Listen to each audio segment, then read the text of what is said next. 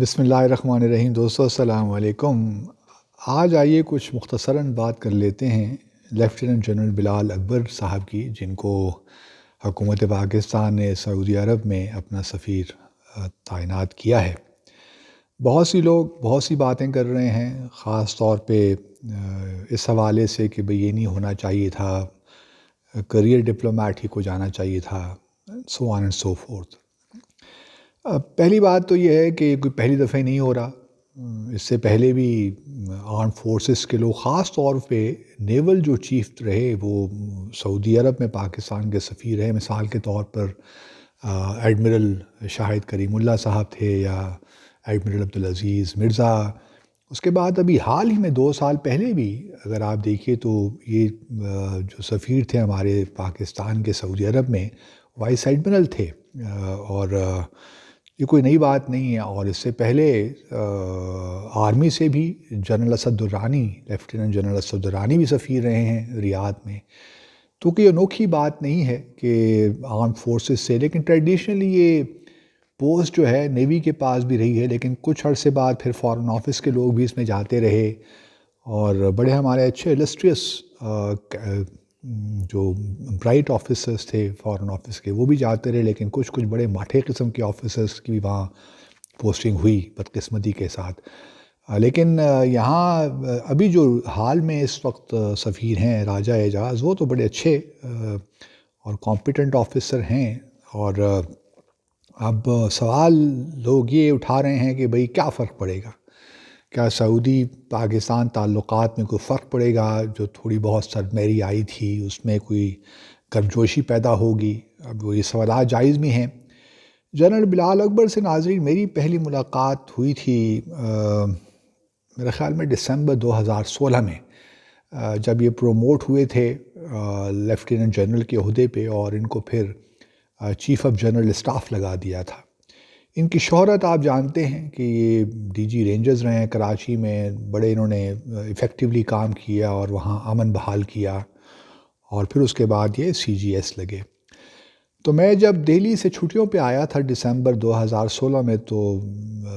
ان سے رابطہ ہوا، تو انہوں نے مجھے کہا کہ بھئی آپ آئیے، آپ سے ملاقات کرنی ہے، پاکستان انڈیا تعلقات پہ بات کرنی ہے۔ تو میں چلا گیا ان کے آفس راول پنڈی، اور ایک چیز دیکھ کر بڑی خوشی ہوئی مجھے کہ اذان ہوئی تو یہ فوراً انہوں نے کہا کہ سر مجھے اگر تھوڑی سی اجازت دے تو میں نماز پڑھ لیتا ہوں۔ تو فوراً اپنے واش روم گئے، وضو کیا اسی اپنے یونیفارم میں، اور پھر آ کے نماز پڑھی، تو مجھے بڑا اچھا لگا، سچی بات ہے۔ اور اب یہ پھر ان سے تعلقات رہے، ابھی تک ہیں، ان سے بات چیت بھی ہوتی رہتی ہے۔ کمپیٹنٹ آفیسر اپنے آرم فورسز میں تو یقیناً کمپیٹنٹ تھے، تو لیفٹیننٹ جنرل بنے، اور اب بحیثیت سفیر کیا کرتے ہیں یہ ایک بہت بڑا سوال ہے، آیا یہ کامیاب ہوتے ہیں کہ نہیں ہوتے؟ پہلے میں ایک بات یہ بتا بھی دوں ناظرین کہ دیکھیے، سفیر کے ناکام یا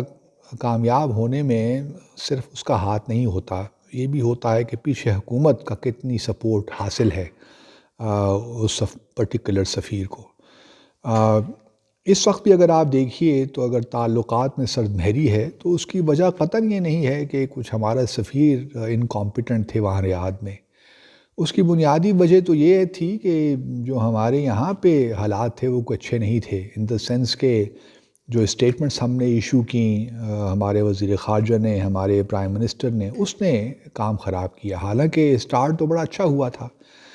اب یہ ایک قسم کا اس کا آپ یوں کہہ لیجئے کہ جو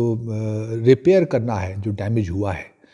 اور میرے خیال میں کیونکہ ٹریڈیشنلی سعودی عرب پاکستان میں جو سیکیورٹی کمپوننٹ ہے بڑا ڈومیننٹ رہا ہے اس تعلق میں، تو مجھے امید ہے کہ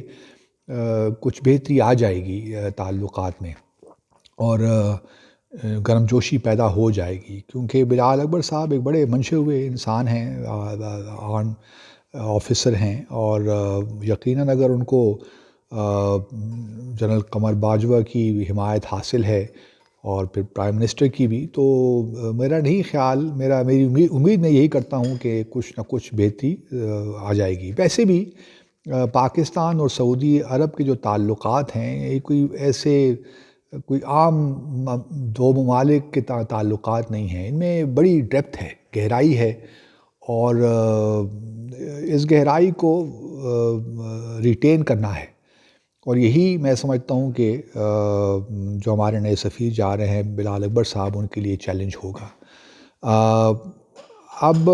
بعض اوقات یہ بھی ہوتا ہے کہ جو ہمارے ٹریڈیشنلی کچھ لوگ اس طرح بھی دیکھتے ہیں کہ جی ان کو تو ناکام ہی ہونا ہے، کیونکہ سفارتکاری کا کیا پتہ ہے ان کو، لیکن ایسی بھی کوئی بات نہیں ہے۔ سفارتکاری اگر ان کو سپورٹ حاصل ہوگی، اور مجھے امید ہے کہ فارن آفس کی سپورٹ بھی انشاءاللہ حاصل ہوگی، اور جو وہاں پہ ہمارے فارن آفس کے آفیسرز ہیں ان کی بھی سپورٹ حاصل ہوگی، تو کوئی وجہ نہیں ہے کہ یہ اپنا کردار بحسن خوبی ادا کر سکیں۔ لیکن لارجر کانٹیکسٹ میں سمجھتا ہوں کہ سعودی عرب کے ساتھ ابھی دیکھنا یہی ہے کہ ہمارے وزیر اعظم کس طرح آگے بڑھتے ہیں۔ میں نے پہلے بھی کہا تھا کہ زید بن جو محمد بن جو ہیں MBZ UAE کے جو ولی عہد ہیں وہ آ رہے ہیں بحرین کے خلیفہ کے ساتھ، تو وہ میرے خیال میں اسی ہفتے شاید تلور کے شکار کے لیے آ رہے ہیں۔ میری اپنی خواہش تو یہ تھی کہ جنوری کے مہینے ہی میں ہمارے وزیر اعظم سعودی عرب چلے جاتے یا MBS پاکستان آ جاتے، لیکن وہ ہوا نہیں، لیکن شاید عنقریب ہو بھی جائے۔ وہ ایک امپورٹنٹ اسٹیپ ہوگا پاکستان اور سعودی عرب کے تعلقات کو معمول پہ لانے کے لیے۔ جنرل اکبر کے لیے اب یہ ایک بہت بڑا چیلنج ہے کہ وہ کس طرح پہلے تو یہ وزٹ کرواتے ہیں، جو دو رہنماؤں کے درمیان ایک ملاقات ہونا بہت ضروری ہے، یہ ان کے لیے سب سے بڑا چیلنج ہے میں سمجھتا ہوں، اور اگر یہ وہ ملاقات جس قدر جلد ہو جائے اتنا ہی بہتر ہے، اور اگر یہ ملاقات انہوں نے کروا لی مستقبل قریب میں یعنی 1-2 مہینے میں، تو یہ ان کے لیے ایک بہت بڑا کریڈٹ ہوگا، کیونکہ پھر ان کے لیے بڑی آسانیاں بھی پیدا ہو جائیں گی، کیونکہ جب دونوں رہنماؤں کی ملاقات ہو جائے گی تو پھر آپ دیکھیں گے کہ سعودی عرب اور پاکستان کے تعلقات معمول پہ آ جائیں گے، اور پھر جنرل اکبر کے لیے آسان ہو جائے گا کہ پھر اس کو وہ آگے لے کر چلیں۔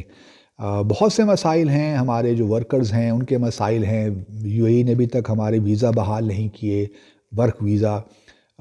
سعودی ہمارے پاکستانیوں کے لیے بے شمار اپرچونٹیز ہیں۔ پھر جو ریفائنری کا معاملہ تھا، سعودی ریفائنری بلوچستان میں، وہ بھی کھٹائی میں پڑ گیا ہے۔ شاید سعودی عرب خود بھی شاید اب انٹرسٹڈ نہ ہو اس میں، میرے خیال میں بلوچستان میں خاص طور پہ، کیونکہ ہم نے دیکھا ہے کہ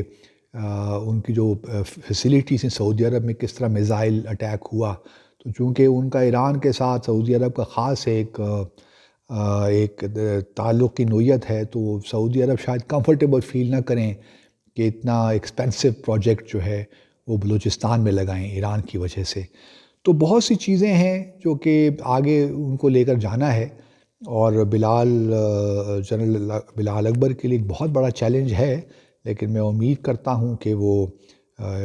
ہی will rise up to the plate, اور انشاءاللہ چیزیں بہتر ہوں گی، امید رکھنی چاہیے، کیونکہ جس جذبے اور ولولے سے یہ جا رہے ہیں ریاض، تو ہم امید کرتے ہیں کہ بہتر نتائج نکلیں گے۔ آپ سب کا بہت شکریہ۔